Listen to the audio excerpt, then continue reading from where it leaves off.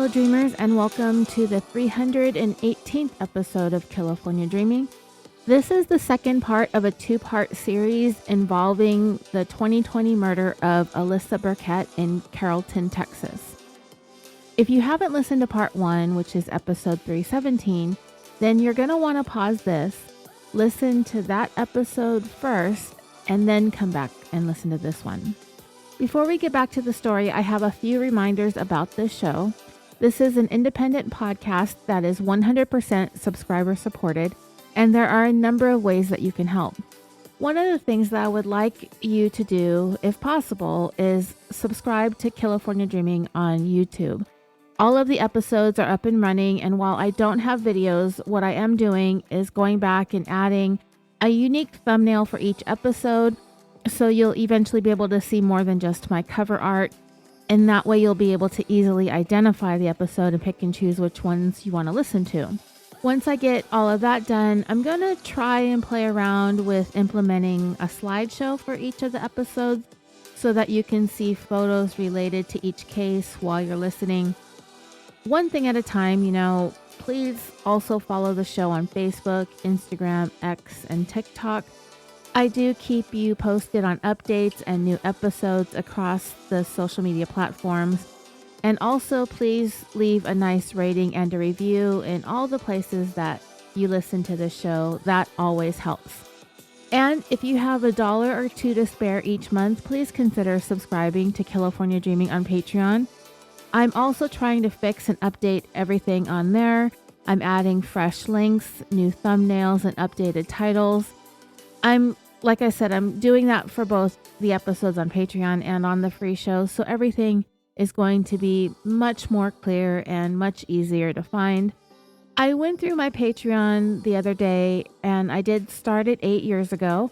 At that time, I said that the starting price to listen to almost all of the episodes is only $1 a month. Any more than that is up to you. There are a handful of episodes that are considered premium for the $5 tiers and above, but as of this recording, there are 154 episodes, and almost all of them are just like the free, regular, full-length show. And as you know, the episodes have gotten longer and more in-depth as the years have gone on. Today, I would like to thank Anne-Marie R. in New South Wales, Australia, Lauren C. in Coppell, Texas, Vicky H. in Arlington, Kansas, Elizabeth H. in Cincinnati, Ohio, Allison C. in Midwest City, Jim C. in Yulee, Florida, Tina G., Amanda R. in Colorado City, Rebecca M. in Caldwell, Idaho, Christine M., Sam R., Gabby K., and Sarah F. for either joining Patreon, raising their pledge, or donating through PayPal or Cash App. Thank you again for all your support. And with that, let's get back to the episode. In part 1, we talked about the October 2nd, 2020 broad daylight mid-morning shooting and stabbing of 24-year-old single mother of one, Alyssa Burkett. The investigation quickly led to the arrest of the father of Alyssa's baby, 33-year-old Andrew Beard. The victim's mom, Teresa, and her sisters insisted that Andrew was the one, the only one, who would have had the motive to want Alyssa dead, as they had been embroiled in a more than year-long custody battle over their toddler Willow. Even though witnesses described the attacker as being black, and Andrew was very obviously not black, incriminating evidence was recovered from Andrew's getaway vehicle and his home that revealed an elaborate plan to try and mislead the investigation by coming up with what he believed to be a foolproof disguise. And it may have worked for him if he hadn't gotten rid of the evidence in time. But his confidence that he would not even be considered a suspect clouded his better judgment, and he was taken into custody 3 days after the killing. There is more to the story, as I did leave you with the implication that I suspected Andrew had some help with the makeup, and that help probably came from someone who is adept at applying makeup. And there was someone very close to him at the time that always had her hair, her nails, and her makeup done up to the nines. and that would be his then fiance, Holly Elkins. We will pick up the story from there. In the last part, like I said, we left off with Andrew being taken into custody. And of course, his mom, Lizette, was certain that the police had it all wrong. And Holly, Andrew's fiance by then, she also believed in his innocence and intended to stand by him throughout this ordeal. And Holly actually came in and spoke to the police voluntarily and provided them with a statement and answered any questions that they had. And for the most part, she was cooperative, but she did insist over and over and over again till she was blue in the face that she doesn't believe for a second that the man that she intended to spend the rest of her life with had done something like this, insisting that she wished that she had more answers for them, but all she could say was that he did not do this. In some of the clips that I watched of her, she's so emphatic that it's really kind of difficult to want to not believe her. She's so believable and she's so insistent, and she's pleading like you want to believe her. You almost have to believe her. In one of the clips, she says, "I just told everyone in my life, all my friends and all my family, that I'm getting married to the most amazing man in the world, and now I'm being told that he is nothing of the sort." And the officers speaking to her, they understood that there are a million reasons that she has to believe in her Andrew wholeheartedly, and absolutely no reason to try and think or try and be told or be convinced otherwise. She even said, quote, "I can't believe that my fiance would do something like that to a woman or anybody but a woman." The two detectives speaking to her in this interview, it lasted for about an hour because they had hopes of her eventually being a witness in the case that they were building against Andrew. And they're sitting there telling her that there's a part of Andrew that she is completely oblivious to. And by this time, these investigators are absolutely convinced that they have the right guy. And all of this is because of the damning evidence that they found that implicated him. He didn't make any effort, hardly any effort at all, to cover his tracks. And I just think that he wasn't worried about the police coming for him, thinking that he had this plan to make it appear that it was actually a black man that committed this crime and not him. And he just thought that they would take the witness statement at face value and not look any deeper into this. But in this interview with investigators, Holly refused to budge from her faith and belief in her man. She could not be convinced, even in the face of overwhelming evidence to the contrary. Not only that, Holly provided him with an alibi during that time that the murder took place. She insisted he was with her. They were at home, plain and simple, it wasn't him.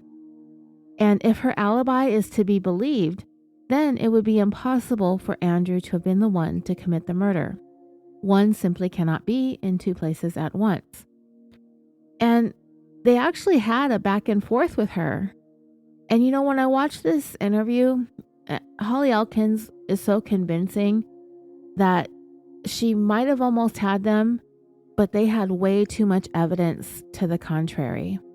And one of the detectives told her, "There are a few hours that you know he was not in that house." But Holly confidently fired back, "You cannot tell me that I feel that way, sir." And he fired right back at her and said, "I can tell you that because I know for a fact that he was out of the house, Holly." And then she replied, "I don't know that for a fact. That's what my problem is." And she dug her heels in and stood by that alibi that she supplied, insisting that she would have absolutely 1000% known that if he had gone anywhere that morning. And she said, quote, "I am a total stage 5 clinger girlfriend. I'm always up his ass. I find it hard to believe." That interview eventually came to an end with Holly standing by what she told them she believed, standing by Andrew, that He's innocent in all of this. And right there, dreamers, that in and of itself is a huge red flag for me whenever someone in a relationship is overly clingy. And not only overly clingy, but strangely open about it. It just doesn't really play well into this being a part of the alibi that Holly gave Andrew. The way that we're able to keep track of each other in relationships today is new and different. I've never really been in a relationship with someone where we shared locations with each other. My marriage kind of predated that type of thing, and even when it did evolve into being an option, our marriage was so long broken and damaged that neither one of us even cared to bother with it. And my daughter, it wasn't even a thing I felt like I needed when she was younger, even when it wasn't exactly available on our cell phones during the times when you might have used it.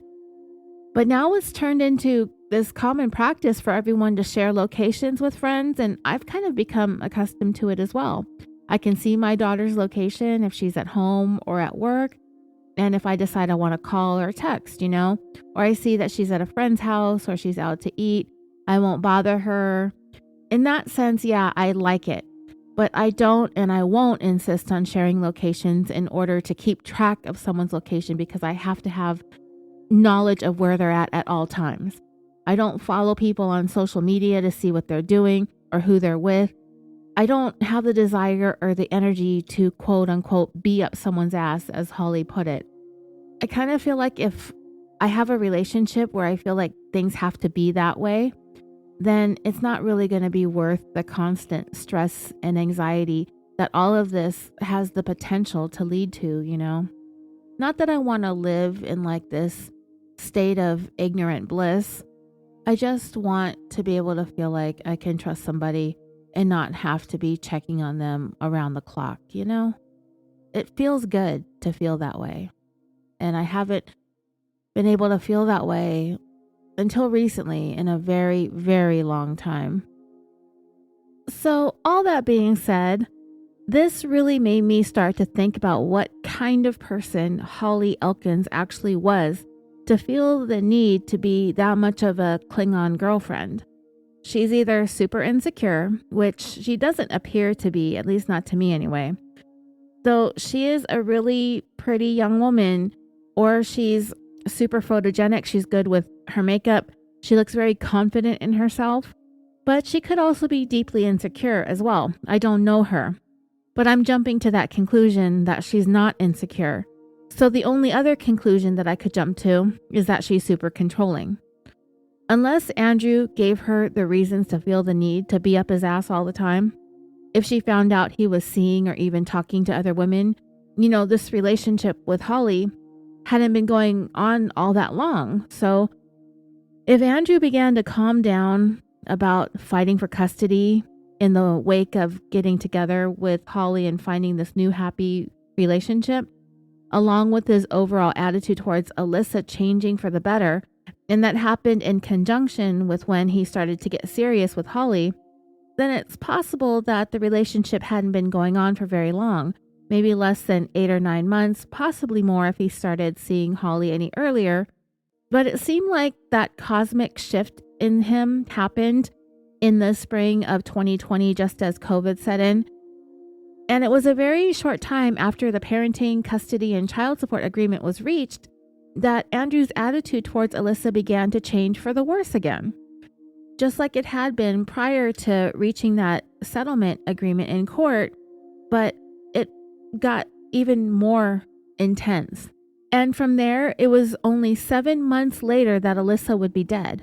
The time frame is very short, but it doesn't take more than a single moment for someone's trust to be broken, and oftentimes it will never be the same.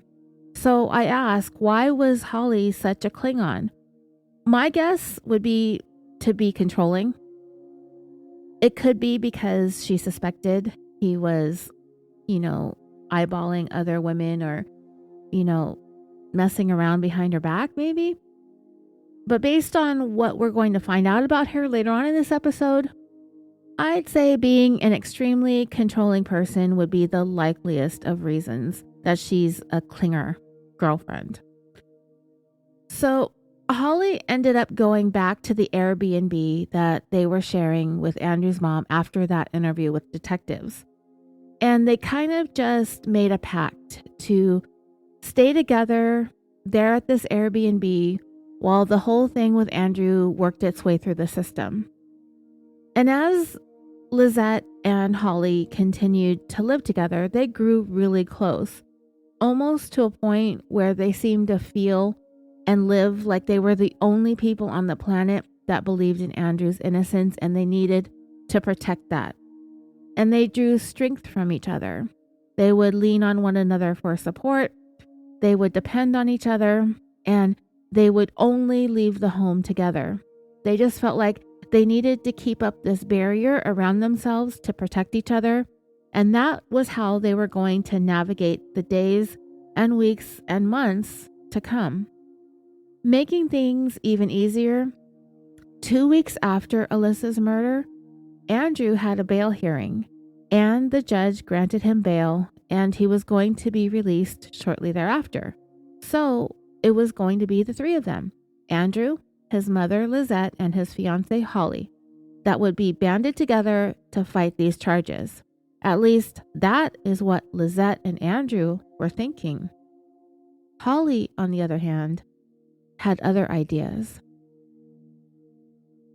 Lizette was thrilled that Andrew was going to be able to fight the charges from the comfort of their home instead of from behind bars. But Holly wasn't feeling the same way about it. Lizette had gotten the news that Andrew was going to be released soon and be sent to stay with her while awaiting trial. And while she delivered that news to Holly, she said Holly's response was, "I'm leaving." And in her hand, she had her suitcase as she told Lizette she was going home to Michigan, where she was originally from. And Lizette was dumbfounded. She didn't understand. Andrew was going to be home the very next day. Why in the world was she leaving? Why, when Andrew is having to face a very difficult, scary, and trying time, why was Holly choosing to leave now? It had been about 2 weeks that the women were pretty much joined at the hip. But Holly had already ordered her rideshare from her phone, and she left, and that was the last time Lizette ever saw Holly. Holly climbed into her rideshare and was driven away from that safe haven they'd built inside that Airbnb, and she never looked back. The investigators on the case, however, weren't really concerned all that much with Holly at that point. They had another huge problem that they were faced with now that Andrew was out and free on bail. And that concern involved Willow, their baby. Her safety and well-being became a front and center priority for the detectives on the case. They knew Andrew did this killing. The evidence was overwhelming, so much so that it is even hard to understand how the judge was really comfortable with him being out on bail. Granted, I don't know how much his bail was. I didn't find that information from a cursory Google search, but chances are it was high for a charge like he was facing. But he also had means, and he came from means, so it wasn't going to be a problem like it would be for most others who commit first-degree murders. They're either denied bail or given bail so high that they can't make it. But Andrew had the advantages. He had the privilege. And there was really no question that he did this crime. It was a no-brainer. So the fact that he was back on the streets worried everybody. The worry was so overwhelming that the investigators decided that they needed to find a way to get him back into custody. So the lead detective on the case, Michael Harding, he turned to federal law enforcement for help. And what they were going to be able to do was hit Andrew with federal firearm charges. How exactly were they going to be able to pull that off? Well, when they searched Andrew's house, one of the things that they found and seized was a gun silencer. In order to have a silencer, which are often illegal to own to begin with, but if you have one, at least there in Texas or in that county, it has to be registered the same way that you would register the actual firearm itself. And the fact that he had that in his home opened him up to federal gun law violations. The feds were like, sure, we'll scoop him up. And sure enough, they did just that. Andrew Beard was taken back into custody 8 days after posting bail. And from there, more charges were filed against Andrew. One of the most serious ones aside from the murder, which he was on bail for, they charged him with cyberstalking while using a dangerous weapon that resulted in death. And with that, Andrew would be sitting in jail while he waited for his case to wind through the federal court system. Bear in mind that all of this was happening at the height of COVID lockdown and beyond, so things were going to be moving at a crawl anyway. Andrew languished in prison for more than a year and a half following Alyssa's murder. But in June of 2022, Lizette, Andrew's mother, received a phone call from him from jail. And the reason why he was calling was to let her know in advance that he intended to plead guilty to Alyssa's murder. Lizette, of course, was very taken aback by this, and she told him, no, do not plead guilty to something that you had nothing to do with, because she still believed in her heart of hearts that he was 100% innocent. She never even considered that Andrew was the type of person that would ever be capable of doing something like this. And if nothing else, this crime was carried out by a black person as far as she was concerned. Despite the evidence, and I don't even know if she was aware of the incriminating pieces of evidence that was found in the truck, the dark makeup, the dark curly beard, etc. I don't know if Lizette knew about that stuff, but she was as sure as the day is long. This entire time, she believed that her son was innocent. So Andrew calling her to tell her that he intended to plead guilty was shocking. And her first thoughts were, you can't plead guilty to something that you didn't do. This person who did this crime made a whole bunch of stupid mistakes, and her son was not stupid. He is no fool. This cannot be him. But Andrew told her that it was indeed him who did this. It's the truth. And she was going to have to find a way to let that sink in and accept it as so. It was a devastating truth to have to live with, but Andrew was making that full confession that he was the one who shot and stabbed the mother of his baby girl. And Lizette was going to have to reconcile with that, the fact that her son is a murderer. And one of the ways that she's attempted to cope with this is to look at what Andrew did as a singular moment in time where he just made this awful choice.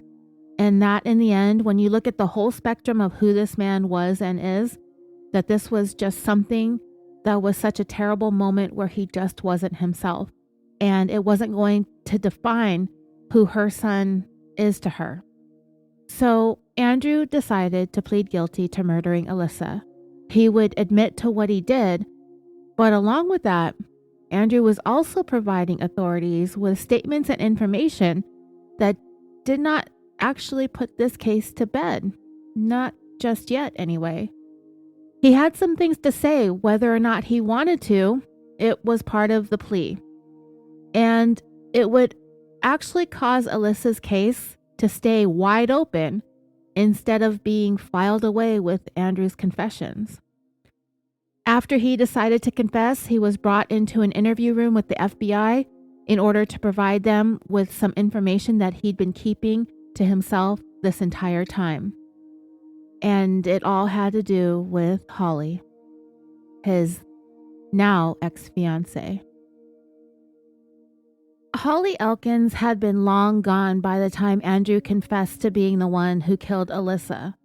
When Andrew was released on bail 2 weeks and some change after the killing, Holly quickly packed up her things. She left Texas and headed back to her home or whatever situation she had going on up there in Michigan.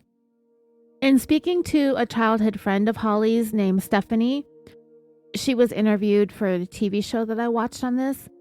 She said that when Holly came back, she did not mention anything about what happened down in Texas. Holly never mentioned anybody named Alyssa. She didn't even mention Andrew.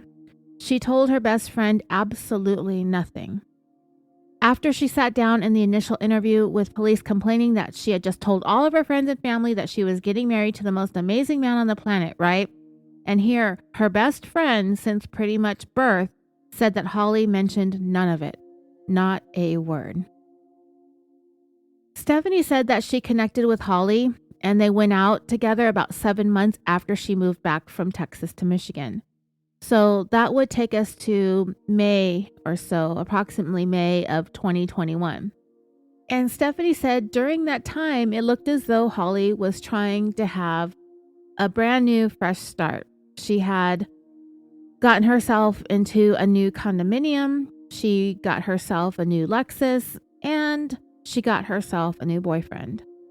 And when she went out with Holly, Holly's boyfriend was with her and everything seemed completely normal. So, dreamers, we see that Holly just moved along like nothing ever happened in Texas, right? And according to best friend Stephanie, it was very much like Holly to almost always have a boyfriend.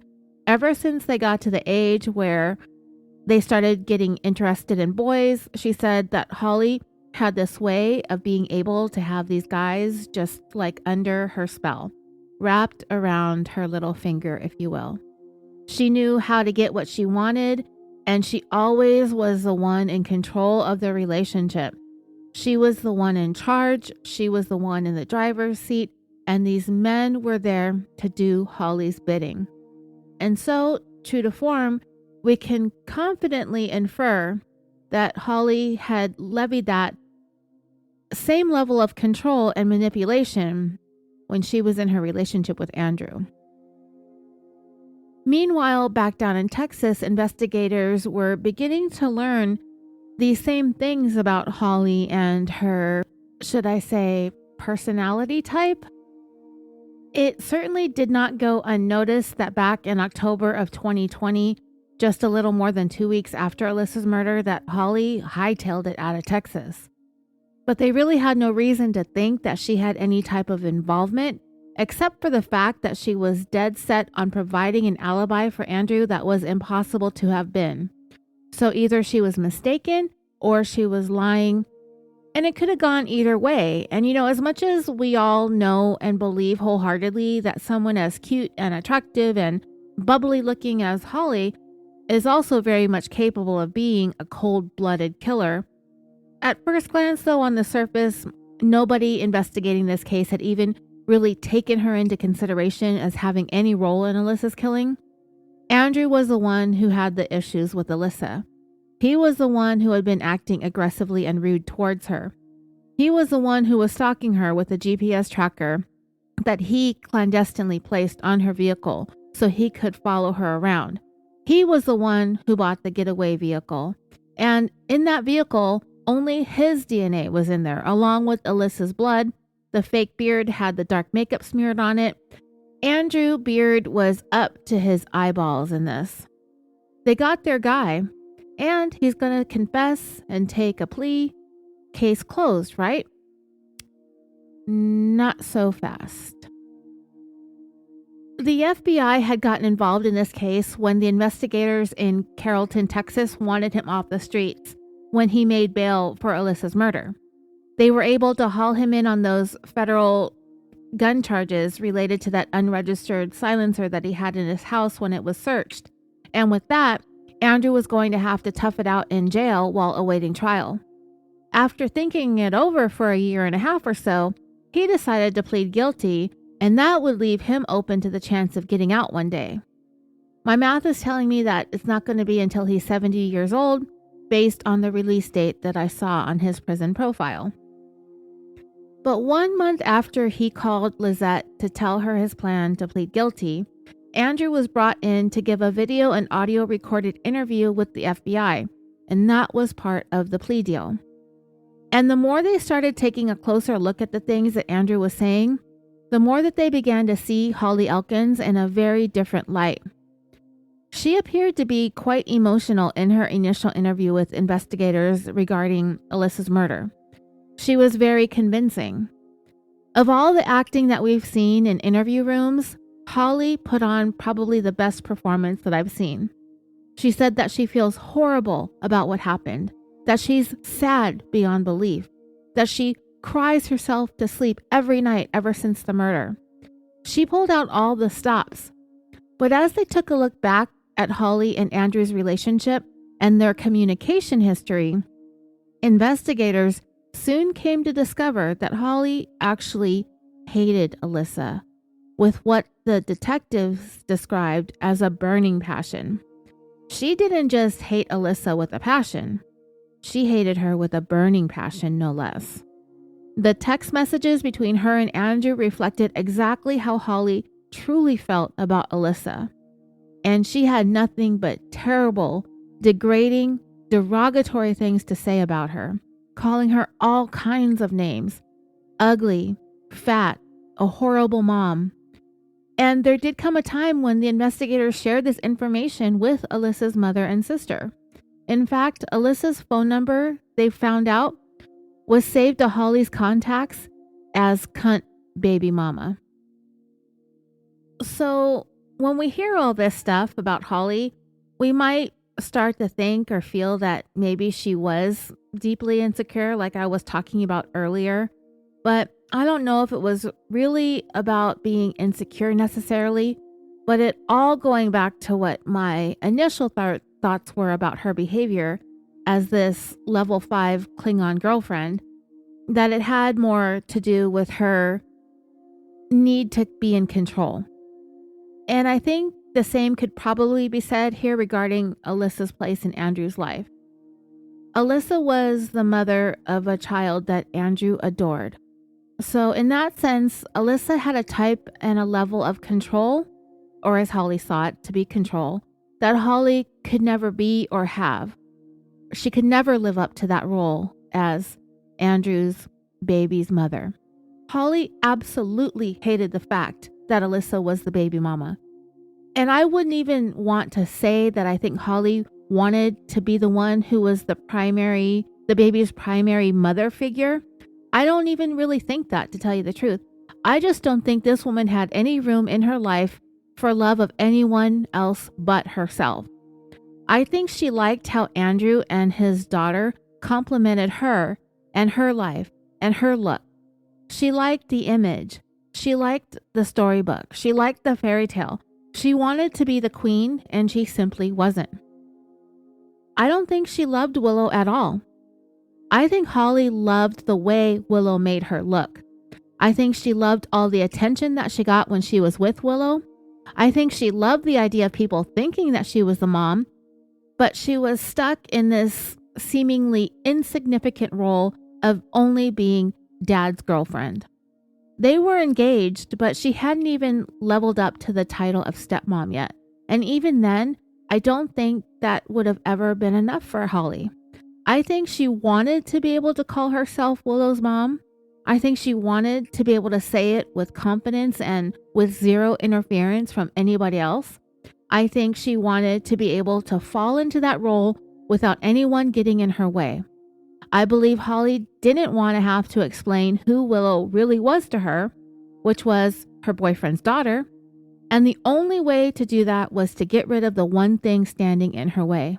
And that would be Alyssa, the real mom. So, dreamers, make no mistake. I do not think this woman, Holly Elkins, wanted to be Willow's mom. I don't even think she liked the kid. I just think she wanted to be the most important person in Andrew's life. And Alyssa had this unique role in it that Holly could never be or fill. And she probably didn't want to. Because of Holly's shallowness about herself and how she presents, along with her dismissiveness of Alyssa and her being this permanent fixture in Andrew's life by virtue of being Willow's mother, I think it was something that Holly needed to fix in order for her to be comfortable with this situation. And the only solution was for Alyssa to just be gone.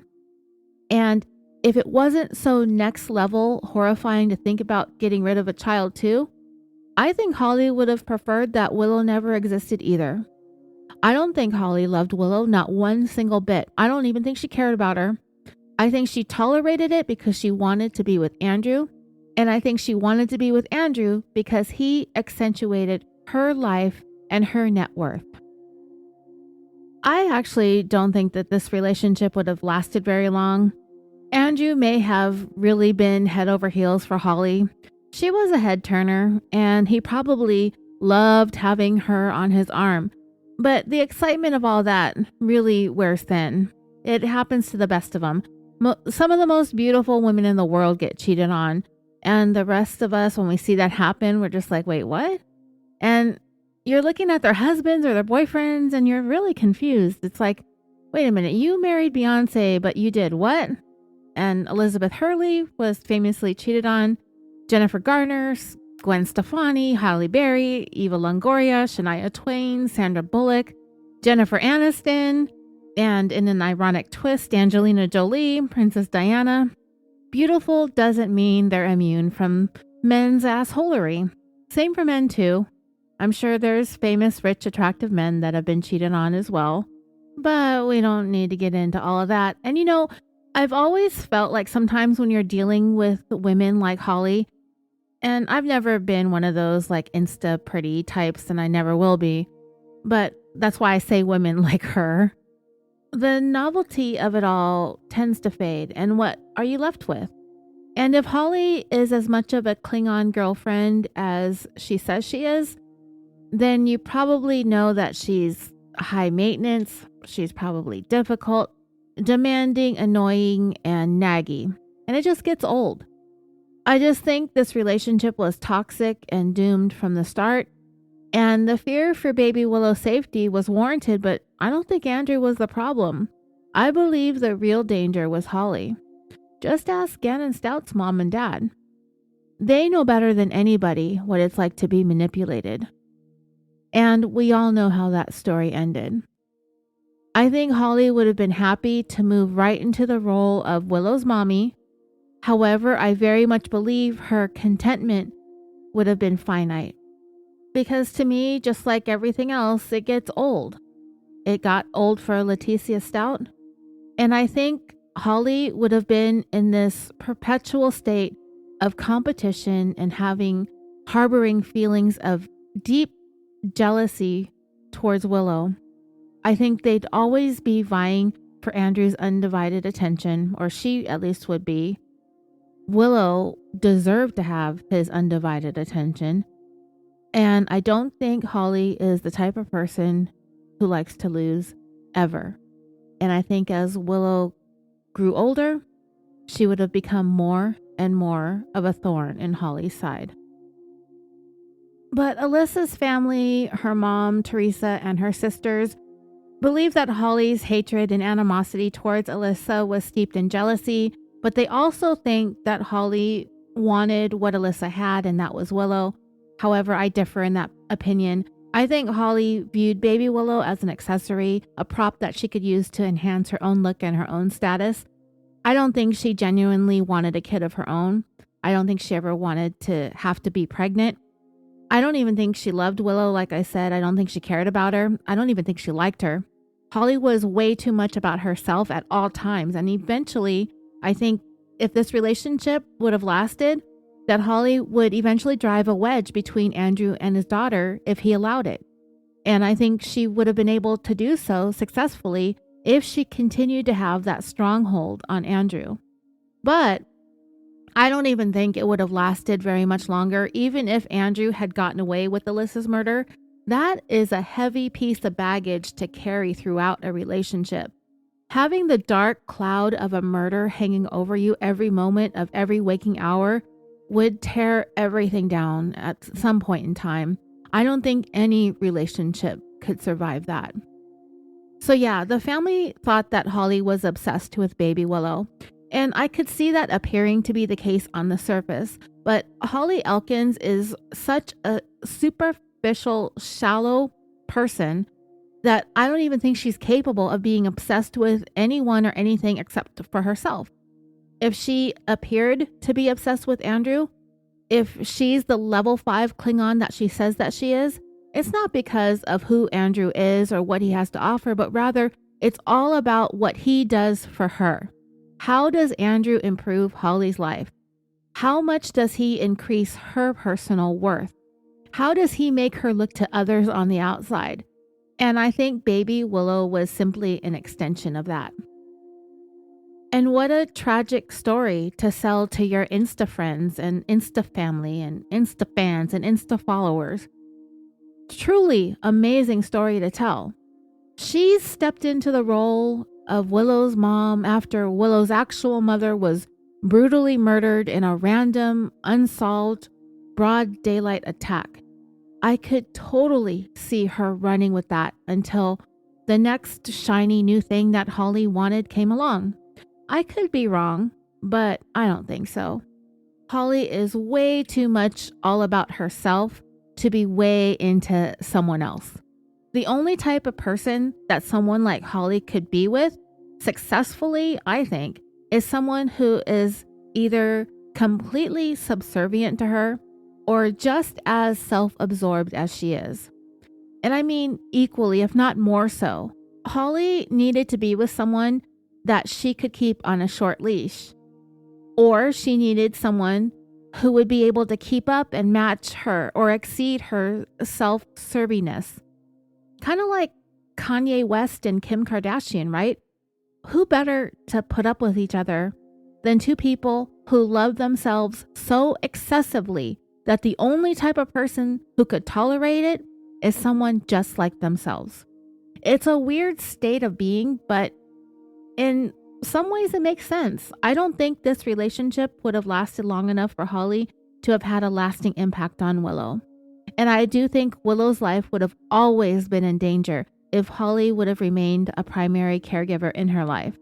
And in addition to that, it's likely that Willow would have only grown to look more and more like her beautiful mother, and that would have driven Holly mad.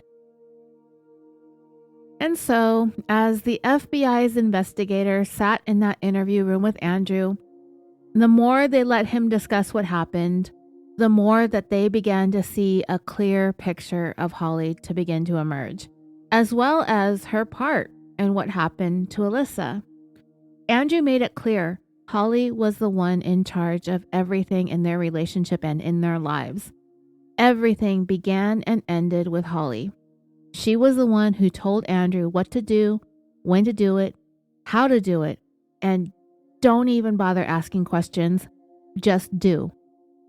Andrew brought up that incident the month before Alyssa was killed, the drugs and the gun that were planted in Alyssa's trunk. That plan was hatched by Holly.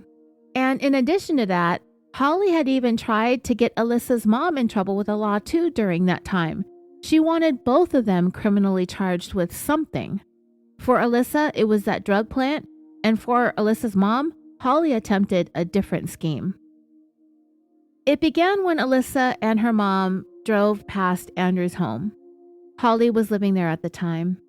And according to Teresa, Alyssa's mother, Holly and Andrew were supposed to give Willow back to them at a specified time, but they failed to do so. So I guess Holly and Andrew saw that they had driven by, or Alyssa and her mom had pulled up at the entrance of his property or his driveway. And as they were sitting there in their car waiting to get Willow, they spotted Holly driving a golf cart with Willow seated in her lap.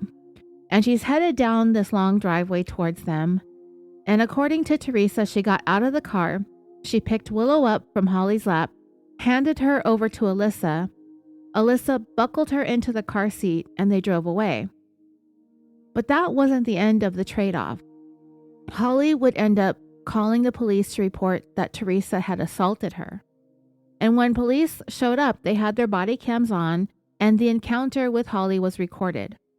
Her story was that when Teresa grabbed Willow from her, Teresa assaulted her in the process, stating, quote, "She literally attacked me from behind or behind side. I was facing the lake." Yeah, Holly said from behind and then changed it to from behind side. And that's because she was sitting in a golf cart and it would have been impossible for Teresa to grab her from behind. She even grabbed at the front of her own shirt and yanked on it, demonstrating how she claimed Teresa grabbed at her. Teresa, of course, denied anything like this happened, She says she didn't even come close to touching Holly. She only picked up Willow. But on the police body cam videos, Holly showed the officers injuries that she claimed Teresa inflicted on her chest and on her abdomen. She lifted her shirt to reveal some red horizontal marks across her stomach, which the officers took photographs of. And I did take a screenshot and I will post them for you when this episode goes live. But it does definitely look like to me that those injuries were self-inflicted. They're too neat, they're too uniform, they're too close together, there's too much redness, and whoever's nails went across her abdomen on her skin and went back and forth in the same area multiple times, and the red marks that were left behind were very wide and dull.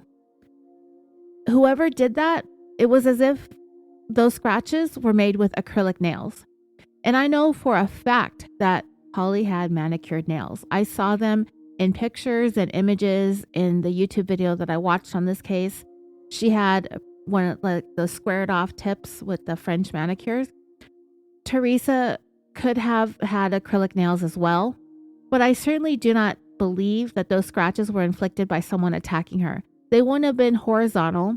I think they'd be more vertical or maybe even diagonal. And I think the scratches would have been a lot smaller. And it does not appear to me that they were made on top of clothing. It looks as if the nails that made those scratches were in direct contact with the skin. Holly was not only wearing a t-shirt, she had on a hoodie that was zipped up halfway, covering her abdomen. If Teresa had grabbed at her, the marks left behind would look nothing like the ones that she showed to the officers. The ones on her upper chest, she had on a V-neck and the hoodie wasn't zipped up as far, and those scratches were diagonal across her chest, and they definitely seem like they were self-inflicted, but in a different way. That's because of the location. Across her abdomen, they'd go side to side horizontally, reach up to your neck, around your sternum and your chest, and you're going to scratch yourself in a diagonal manner.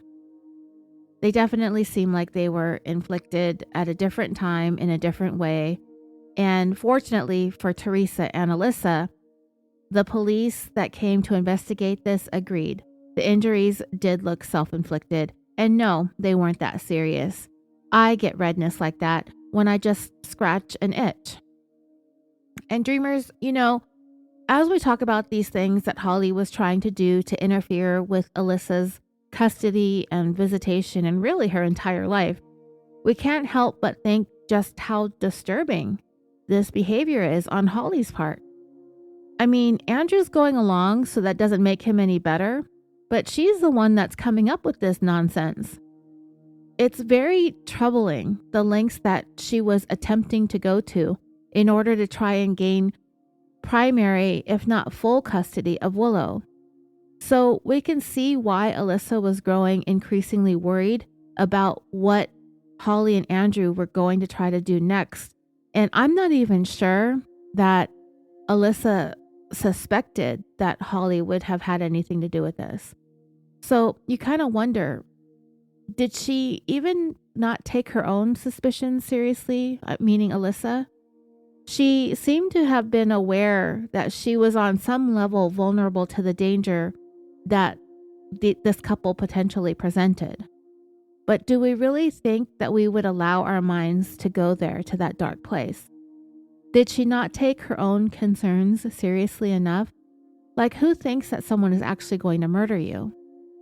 It seems highly unlikely, and Alyssa may not have been taking it that seriously.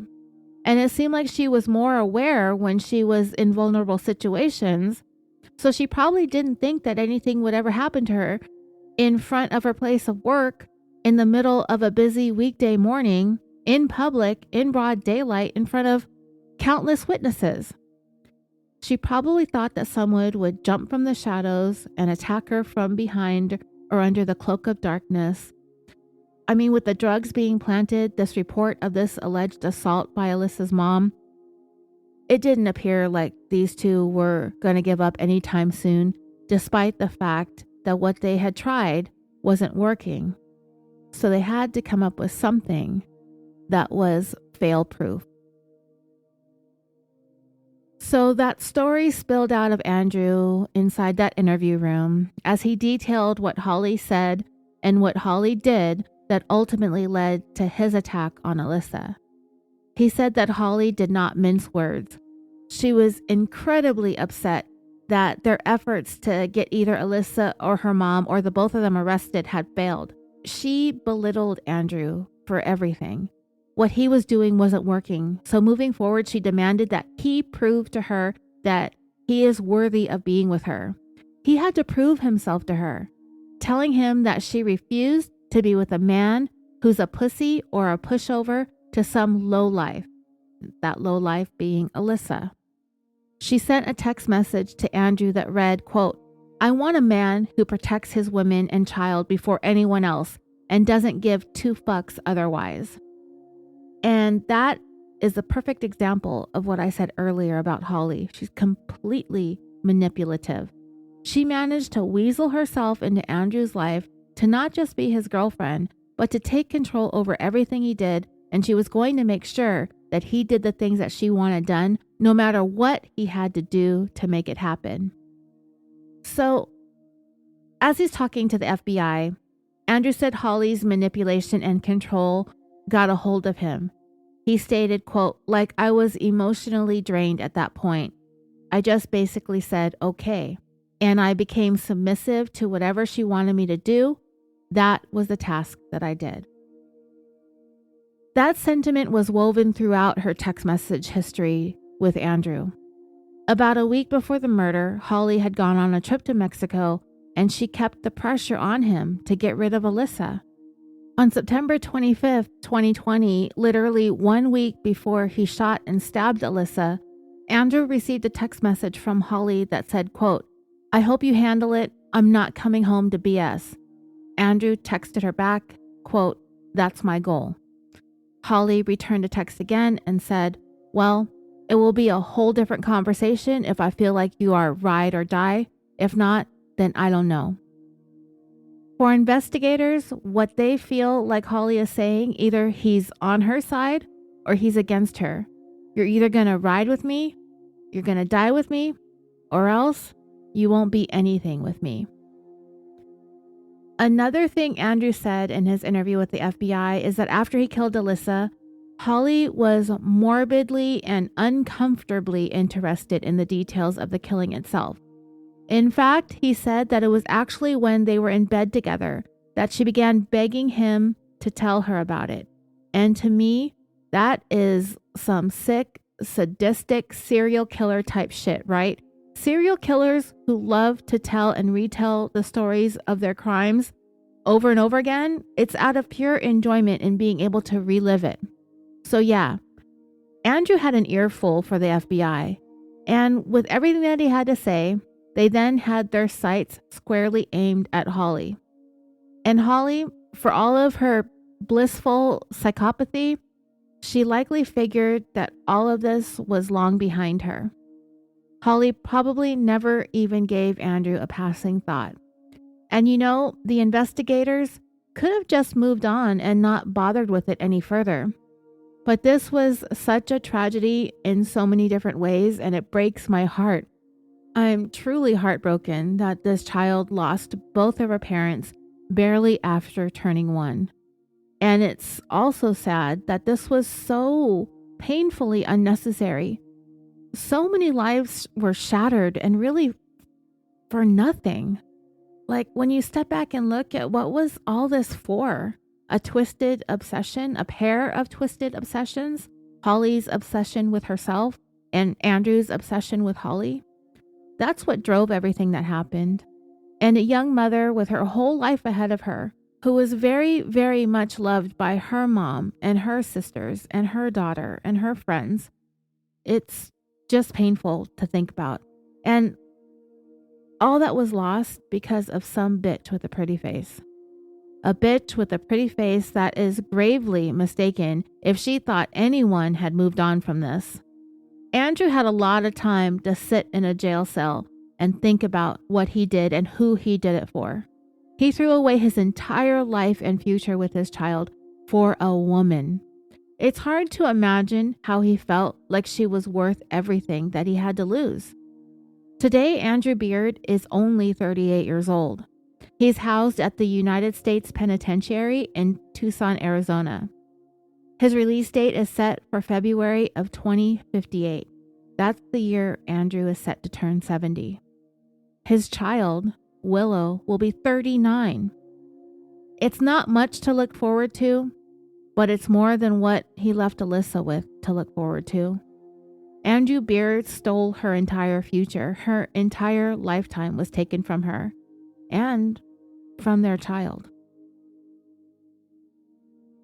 So as Holly blissfully went along with her stupid little fake nails, batting her stupid little fake lashes with her obnoxious fake hair extensions, manipulating men to her stone cold heart's content, she had Andrew Beard and Alyssa and Willow buried in a past that she acted like never even happened.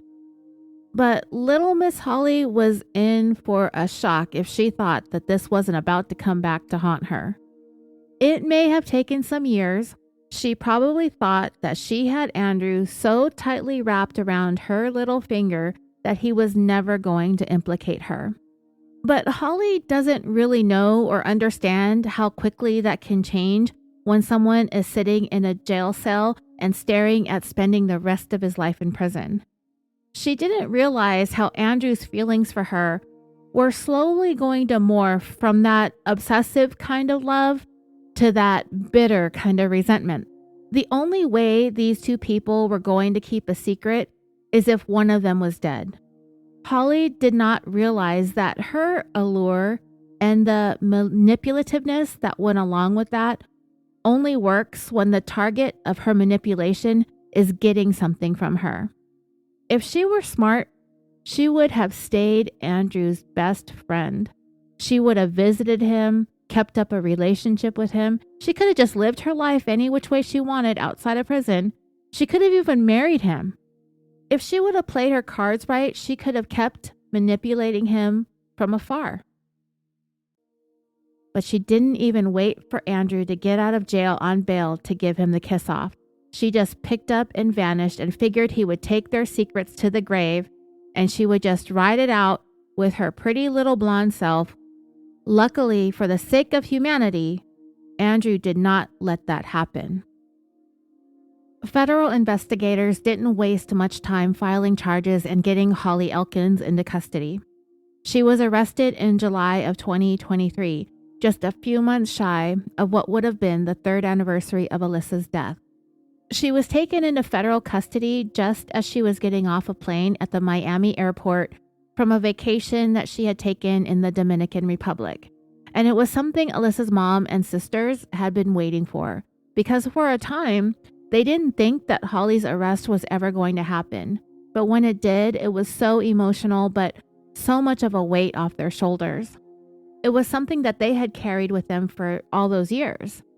And it was terrifying to think about because in many ways, between Andrew and Holly, the one who could really instill fear was Holly.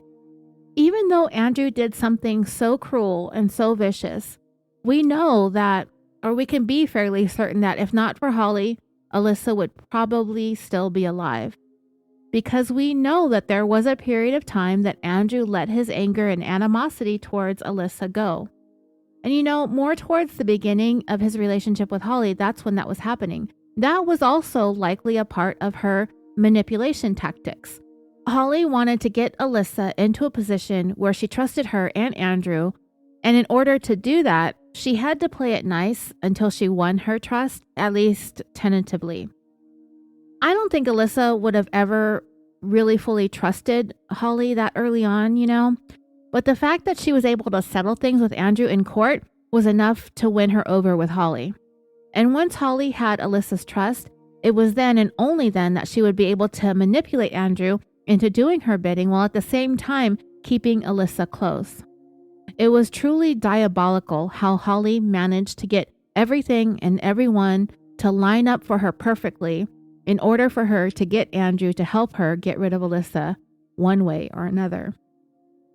Holly Elkins was facing federal charges, including conspiracy to stalk and stalking using a dangerous weapon, resulting in death, to which she pleaded not guilty. The case against her was pretty overwhelming. Much of the same things they were going to use against Andrew, they had to use against her. But it was her cell phone that had all the good stuff. Holly's search history included things like visits to websites such as ispysupply.com, spycenter.com. There were internet searches for Spy Store Dallas, GPS tracker Roulette, observation device kit, parabolic listening devices, checkmate home infidelity test kit, detection kit, night vision hidden cameras, real-time GPS, more spy gear, Flexi Spy, spy software, spy bubble, spy on any cell phone, phone and computer monitoring, real-time GPS tracker, magnetic waterproof up to 120-day battery, cheap mini GPS tracker, and then there was at least one search for a car at a website called itstillruns.com. I assume that that's related to the purchase of the black Ford Expedition that was used as the getaway vehicle for the murder. There was also a search for find someone's registered car.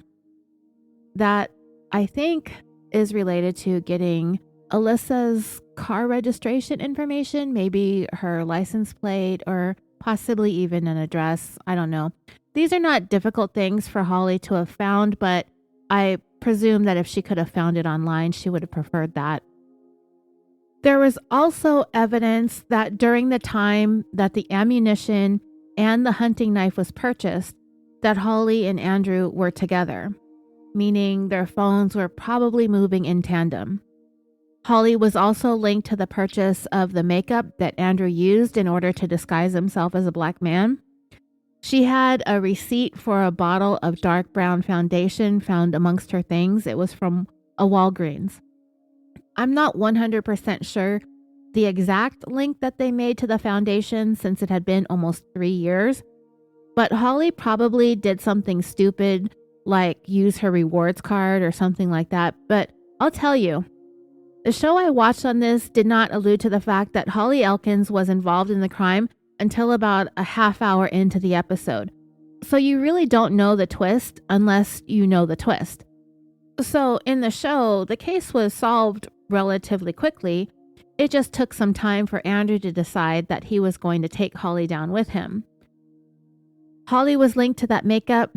That makeup was found amongst his things, as was that beard, and that beard had makeup on it.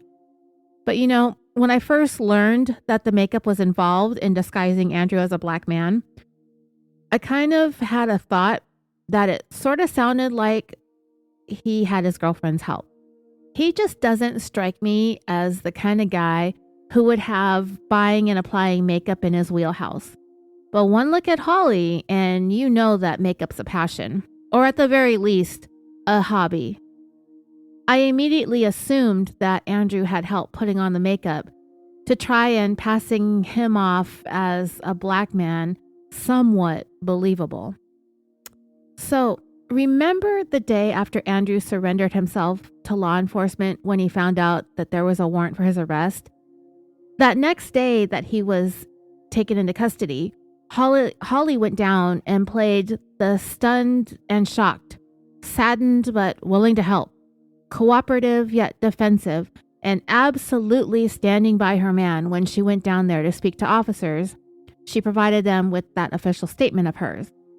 She was adamant that Andrew was with her the entire morning and that it was not possible for him to have been out of her sight for any significant amount of time, or even a minimal amount of time due to her code red levels of separation anxiety. But investigators knew for a fact that could not be possible because they were convinced by the time that they were speaking to her on that day, that they had the right person in custody based solely on the incriminating evidence found in Andrew's home and in his truck. So for me, if I knew in my heart of hearts that the alibi that was being provided by Holly was an outright lie, I would have been suspicious of her right from the start because clearly she's lying. Yet at the same time, she was so very confident, just resolved, clear and precise about everything that she had to say in that interview that she gave just 4 days after the murders. She knew exactly what she was saying and she did not waver.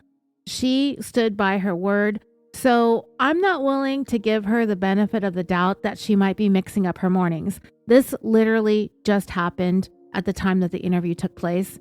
And from everything that I could see, this couple were totally feeding off of each other, and they really teamed up in their obsessive stalking of Alyssa. In fact, Andrew and Holly were so hyper-focused on Alyssa, what she was doing, where she was going, and coming up with any means necessary to get rid of her, to get her out of their lives, and it wasn't even for Willow, that the only motivation behind it all for the both of them was to get what they each wanted. Holly wanted everything to begin and end with her. She wanted to lord over Andrew's life, and that meant taking control over Willow's life too. And the only way to achieve that was to eliminate her mother. As for Andrew, all he wanted was Holly. Holly was and is a self-absorbed, self-obsessed narcissist who loves herself like nobody else could. And Andrew was just as absorbed and obsessed with Holly as she was with herself, and Holly just wouldn't have it any other way. And dreamers, I bring up the interview Holly gave a couple days after the murders. It was actually October 6, 2020. As a reminder, Alyssa was murdered on October 2nd, 2020. That was a Friday. It was that same day that Andrew and Holly were pulled over and his truck was seized and a warrant was served on both his vehicle and his home. By the time that weekend was over, there would be a warrant out for Andrew's arrest, and he ended up turning himself in on Monday, October 5th. So that interview was the next day on the 6th. By then, she was living in an Airbnb, getting chummy with Andrew's mom, Lizette. Andrew bonded out about 2.5 weeks later, and it was before he even made it home to that Airbnb to hole up with this fiance and his mom that Holly hightailed it out of Carrollton, Texas. She made her way home to wherever she's from in Michigan and just carried on with her life as if Andrew, Willow, and Alyssa never existed. And things went along quite swimmingly for Holly until they didn't. Investigators discovered that shortly after that interview Holly gave in October of 2020, the following Google searches were conducted in her phone history. Quote, "Can I not be brought to court if I have a psychiatrist note? Vulnerable patients going to court. Contact psychiatrist in Dallas. And can I not be subpoenaed to jail if I have a mental issue?" So, I'm never one to make too many generalizations about certain groups of people. That being said, not all blondes are dumb, not even remotely so do I think that ever. But Holly here isn't doing y'all any favors because this girl is as dumb as she is blonde.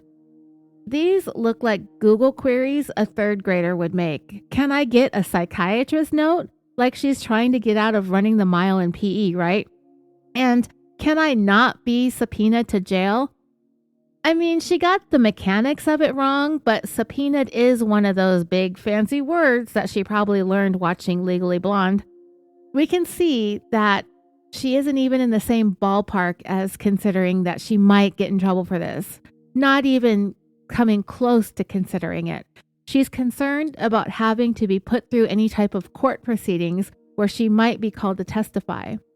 Holly is already showing her desire to distance herself from the entire situation right from the start. These searches were made just days after the murder. She probably never thought that she would ever get in trouble for any of this herself. And you notice she's looking to hide behind mental illness. It's been my experience that someone with mental illness is probably not going to get onto Google to try and figure out how to use their mental illness to get out of taking responsibility for something. My mom's sister, my aunt, she lived with us for almost 4 decades, and she had been diagnosed with schizophrenia sometime in the 80s after she moved here from Vietnam. And my aunt was medicated, So she was most of the time pretty quiet and docile. Every day was, for the most part, the same for her. My mom, if you know me, then you know my aunt wasn't exempt from my mom's abusive behavior either. But my aunt never really thought that there was anything wrong with her. If anything, she just thought there was something wrong with everybody else. And so that's just my personal experience of having been intimately involved with somebody struggling with mental health issues across a lifetime. That's how she was. She never thought there was anything wrong with her. For Holly, turning mental illness into something to be used as some sort of protective shield against answering up to what happened, it's nothing more than another manipulation tactic on her part. So like I've been saying, Holly went along with her life and never intended to look back, never thinking Andrew would ever dish on her to the FBI, but that's exactly what he did after having almost 2 years to sit in jail and think about it. He told those agents how Holly goaded him into getting rid of Alyssa, that Holly hated Alyssa, and after the plan to have her and even her mom arrested didn't work, they decided that murder was the only way. So they hatched this plan, and a big part of that was it had to be done in front of a lot of witnesses because they were going to disguise Andrew as a black guy. They figured that would be foolproof. If they had a bunch of witnesses insisting the attacker was black, who could argue with that? But there were a few things that the two of them didn't take into account. One was not necessarily that they didn't think Alyssa's mom would be so adamant that to insist that Andrew was the only person who had a reason to want Alyssa dead. Holly and Andrew probably knew that she would think that and point the finger directly at him, since they had had so much animosity and contention between them leading up to the killing. And the way to get around that would be if he wasn't recognized. And what better way to not be recognized than dramatically change his entire racial identity? So they probably did consider that he would be looked at, but figured witness statements would send the investigation away from Andrew. What these two did not consider was the pain and anguish and desperation that Alyssa's mom would convey in her insistence that it could only be Andrew. And for those officers and investigators right from the beginning, they took Teresa's pleas seriously. They took them to heart. They could see that this mom knew something. And even though the initial leads from eyewitnesses were the assailant was black, they felt like they had more than enough reason to dig past the surface and to get what was really at the heart of this murder. Another thing Andrew and Holly did not count on was the fact that eyewitness testimony isn't the end-all anymore like it used to be. But it actually sort of became somewhat of a moot point because the implements of the disguise were so quickly recovered. They were driving, the two of them, Holly and Andrew, along with Willow in the back seat, just hours after the killing, driving around in his white Ford F-150 pickup truck. And they just didn't get pulled over by happenstance. There was a be on the lookout for his truck. They were looking for him, and they found some kind of traffic violation that he committed that warranted the stop. Then one of the officers just told him that he was just tasked with finding him. They had a warrant for the vehicle already in hand and immediately had it towed and sent Andrew, Holly, and Willow off to kick rocks. They did not anticipate a BOLO alert would be issued for their vehicle, nor did they even come close to considering that the vehicle was going to be subject to being impounded by way of a court-ordered search warrant that quickly. The witness statements were noted, but it was Alyssa's mom's statements that sent them right to Andrew. I don't think that Holly or Andrew thought that they would come under suspicion at all, and they certainly didn't think that they were going to be tracked down within hours of the killing and have the vehicle and home searched with warrants. So they didn't even bother to get rid of anything. The makeup, the fake beard, the boots, the GPS device packaging, and the spare batteries to it. And later on, they would find searches for those devices on her phone, not his. When he spoke to the FBI after his confession and plea agreement, Andrew told them at one point Quote, it was, you're going to dress up as a different person, essentially. This is how you're going to do this. It was, you're going to wear this dark makeup. That was her plan. That's how it was going to be done. The following year, in May of 2023, Andrew Beard was sentenced to 43 years in prison for his role in Alyssa's killing. As one sits there and watches clips of Andrew being interviewed by the FBI, confessing to the murder and describing Holly's role in it all, it is really quite easy to watch and listen to this man and be taken with his charm and his politeness and his calm demeanor. He does seem to be all the things that his mom believes him to be. And the fact that he decided to stand up and admit to what he did, I respect it.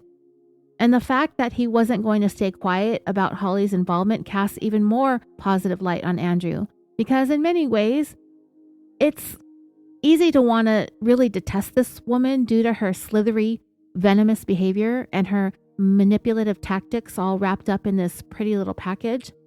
It's easy for our attention to be focused away from Andrew and over to Holly because really in the end, all she did was invade these people's lives. She manipulated everyone, Alyssa and Andrew, even though he did ultimately allow for all of this to come to fruition. If not for him, there would be nobody to carry out the murder. I think that Willow's parents, Andrew and Alyssa, would have eventually settled things and carried on with their lives. I think they'd still have their ups and downs, but at least they'd still both be there, loving and caring for the child that they created. But Holly entered into the equation like a disgusting little virus. Ironically, it seems she started coming around the same time COVID-19 was spreading across the globe. Holly was in Carrollton, Texas, spreading her own brand of poison. She's the personification of the proverbial pig with lipstick. You can slap lipstick on a pig, but still a pig. No offense to pigs. And Andrew, his exterior is also somewhat easy on the eyes, but all of that is to say, it's not lost on any of us how he's the one that made Alyssa that way.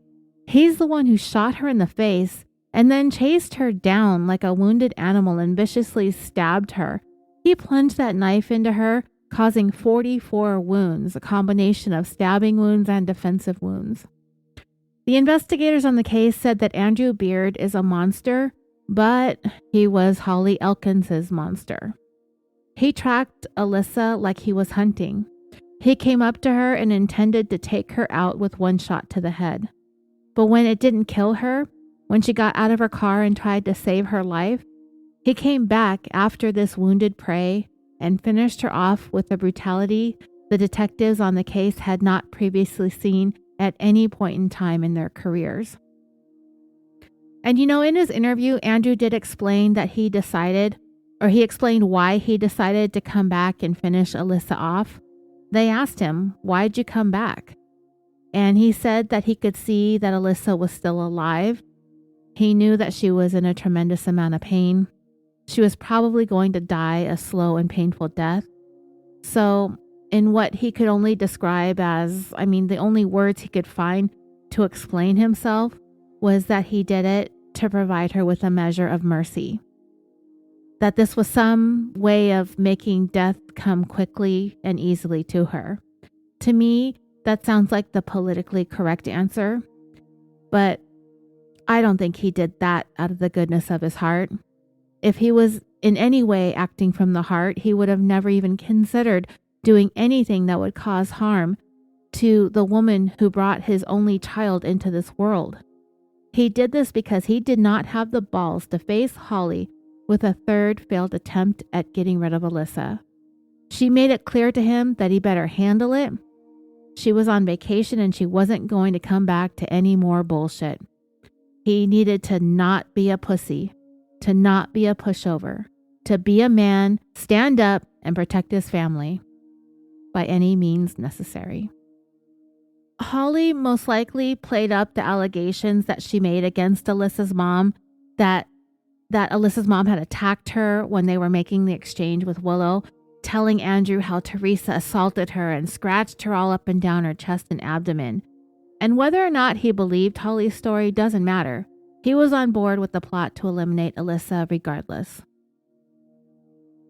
In the year's time between Andrew's confession and his sentencing to the FBI putting together their federal case against Holly, and it would only be about 2 months after Andrew's sentencing in July of 2023 that investigators compiled enough evidence to bring an indictment against Holly, and they charged her with the conspiracy to cyberstalk, stalking using a dangerous weapon resulting in serious bodily injury and or death, and brandishing a firearm in relation to a crime of violence. Even though Holly wasn't present at the time that the murder took place, she was very much present in the planning of it all. We saw a very good example of how much trouble one can get in just sitting around talking about killing someone in the case we covered on Patreon involving Seth Jackson. Remember that story, the Summerfield 6 out of Florida? And you know what, dreamers? I didn't realize it at the time that we were doing those episodes, that it was taking me nearly a year to put together all the content that I wanted to share with you on Seth's case. I don't want to spend that much time on a case ever again. That was by far the longest. I get tired of it after a while, and I don't realize it when I step into it, you know? But I also don't want to leave things unfinished. And I had a plan. It just took me longer than I thought it would. But that Seth Jackson case is a good example of what I mean about not being involved, but at the same time being involved. Those kids all thought that because they weren't the ones who actually shot Seth, that they weren't going to get in nearly as much trouble as the person who did. There was only one guy that shot Seth, and that person shot him multiple times. After that, Seth was dragged into the bathroom. He was beaten and shot some more. His knees were broken. That was all done by just one person. He was stuffed into a sleeping bag and dragged out to a burn pile and set on fire and left to burn through the night. The others involved in the case played a part. Each of them did. But none of them did anything exactly directly to Seth that caused his life to end, like physically. They didn't lay hands on him that caused him to die. One of them called and texted Seth in order to lure him to his death. So she didn't think that she was going to be held accountable for first-degree murder, but she had another thing coming. The other girl, her friend, allowed all of this to happen in her home. She accompanied her friend to lure the victim to his doom, but she also didn't think that warranted her being held responsible for the murder either. Another one of the friends attacked Seth as he walked into the house. It was a sneak attack and hit him from behind with a wooden board. He also helped to drag the victim to the back of the house and into the bathroom and ultimately out to the burn pile, and he helped tend to the fire throughout the night. He didn't think that any of that would have him charged with murder either, because nothing he did actually caused Seth to be killed. Then another one of the friends, he helped tackle the victim after he was shot and attempted to run out the door. He never admitted to helping with any of the attack on this kid, I should say, after that, nor did he admit to helping to move the body or tending to the fire, but he did help with the dumping of Seth's remains in that flooded rock quarry the following day. He seemed to understand that he was going to be in jail for a very long time, but I don't know if he realized that it was going to be for the rest of his life. And lastly, there was the stepdad, the only grown one of the bunch. I mean, he wasn't the only technical adult. There was a couple of them that were over the age of 18 anyway, but he was not in their peer group. He was the one that they called to help transport the remains to the rock quarry and helped with the dumping. In each of their interrogations, they all seemed pretty confident that they were going to be going home because they weren't the ones who shot Seth to death. They all pointed the finger at the one who did. But much to their surprise, all but two of them all ended up in prison for life. The two that didn't get life sentences really had the very least to do with everything that did happen. The one who lured Seth, the one who hit him with the wooden board, and the one who tackled him when he tried to escape all got life in prison sentences. The one who did the actual shooting received the death penalty. The one whose house this all happened at initially received a life sentence, but that was overturned on appeal and she ended up getting a plea deal, avoiding trial and any more jail time. And of course, the last one is still waiting to be sentenced. There is no update on that, so he took a plea also. Whatever he does, whatever happens to him, he's not going to be in prison forever unless he dies before he serves out his time. So all of that is to say that based on Holly's Google searches about getting a doctor's note to get excused from being called to court, and the fact that she just packed up and left, never intending to look back or give Alyssa, Andrew, or Willow another thought, it all goes to show that she really thought her hands were clean. The episode on YouTube that I watched about this showed a flashback clip of her interview with investigators the day after Andrew was first arrested in October of 2022. And it played the part where she said, quote, "I don't want or need a lawyer because I don't have anything to hide. And I feel like the dumbest, most manipulated woman on this entire planet if this is true." Well, after talking to Andrew, investigators came to believe that even though he was the one that carried out the murder, Holly was the one running the show, calling the shots. She's the one who did the manipulating. She was right about being the dumbest woman on the entire planet. She's at least in the running for the title. But she was hardly the manipulated one. She was the manipulating one. In fact, investigators came to believe that she planned the whole thing. Andrew was just the one who put her plan into action. She is the one who is, to the depths of her core, evil. The fact that she wanted Alyssa dead so bad is all we need to know to understand just how evil she really was and is. And investigators believe that if not for Holly, Alyssa would be alive. Andrew would have never done this had she not demanded it to be done. Holly's trial lasted 6 days. The case went to the jury and they took about an hour and a half to find her guilty. And because 2 of the charges carried life sentences, she got slapped with both of them. Andrew at least has a chance to see the outside of a prison again someday. But for Holly, for her part in this, she will remain in prison until she's dead. She is currently being housed at the Federal Medical Center in Fort Worth, Texas. It's a federal prison for female inmates with special medical needs and mental health needs. She may not be serving hard time, but she's serving a long time and has nothing to look forward to except her own eternal dirt nap. And I do get a lot of pleasure in knowing that, Andrew carried out the worst thing that you can do to another person. But to be that person who is capable of convincing someone else to carry out a murder, I don't know. Somehow it makes it so much worse, even though she had nothing to do with the actual murder. She got the same treatment that woman in Florida got. Denise Williams, do you guys remember her?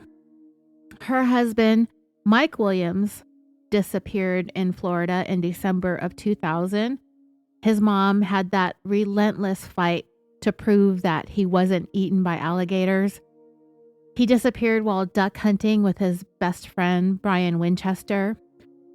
His wife, Denise, had been having an affair with his best friend, and then they conspired together to murder him so that they could be together. And while it was her lover who did the murder, she was very much in on it. And it took quite a while for it to all play out. But the cheating spouses did eventually get married, but that marriage fell apart over time. Again, like I say, having a murder hanging over your relationship is a lot of pressure to carry around with you. And Brian was not handling their breakup very well at all. And he ended up holding Denise hostage at gunpoint in her car while trying to convince her to reconcile. And Denise Williams, just like Holly Elkins, never thought that her involvement in her husband's disappearance would ever catch up with her. But once Denise decided to turn on the only other person in the world who held tight to her secrets, he decided to save himself from life imprisonment, and he spilled the beans on Denise's role in Mike's murder. and he really cut the deal of a lifetime. Brian Winchester was given immunity from prosecution for Mike's death.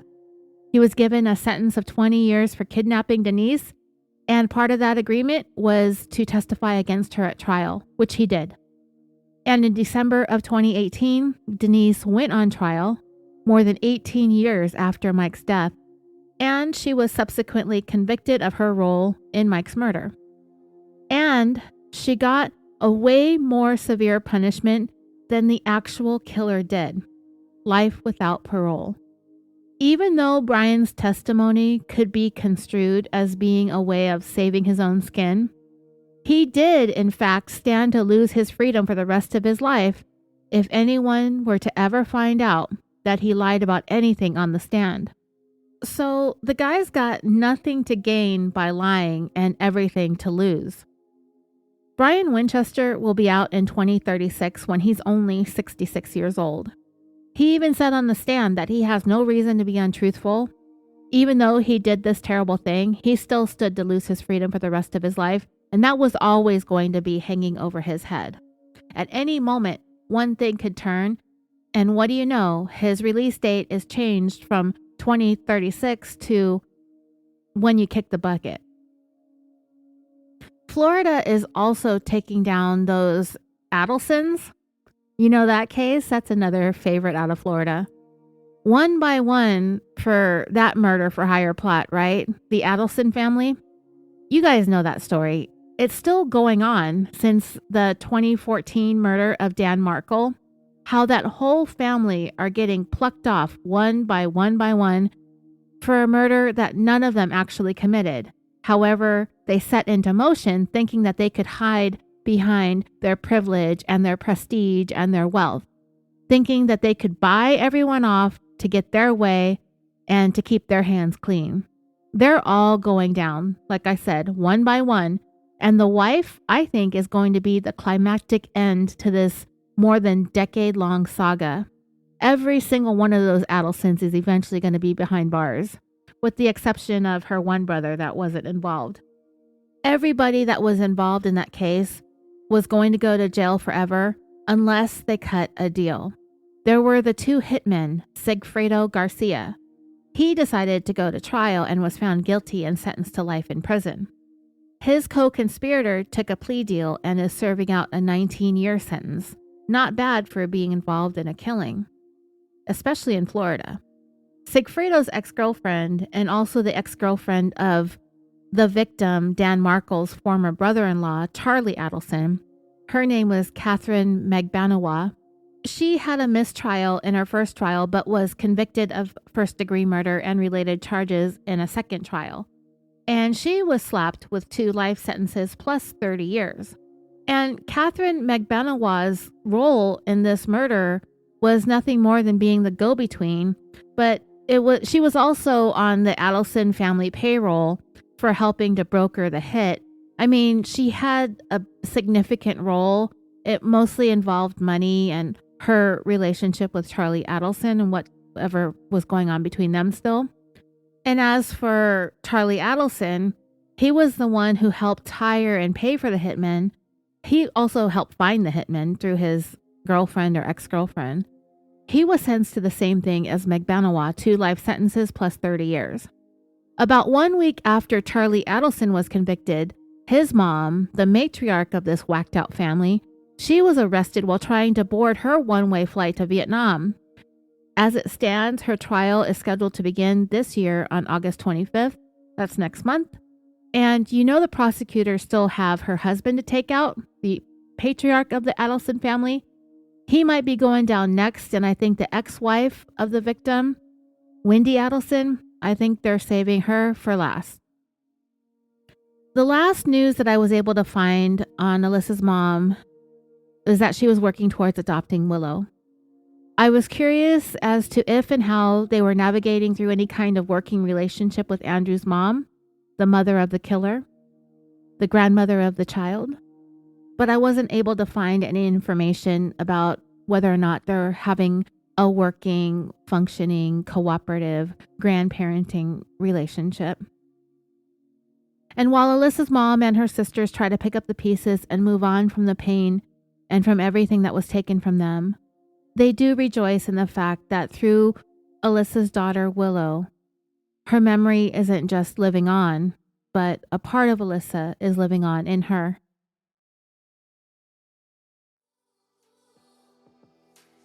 And that is the tale of A Killing So Twisted, the plot to murder Alyssa Burkett. I want to thank you all so much for listening to this heartbreaking story. Don't forget to follow me on all the social media platforms: Facebook, Instagram, X, TikTok. I'm still on Snapchat, but I only share things through TikTok on there. Please take time to visit Patreon. I have so much content on there. I've covered so many cases, hundreds of stories, thousands of hours it seems like I've been at this. Your support on Patreon is what keeps us going. All right, please everyone, take care, be safe, and as always, sweet dreams.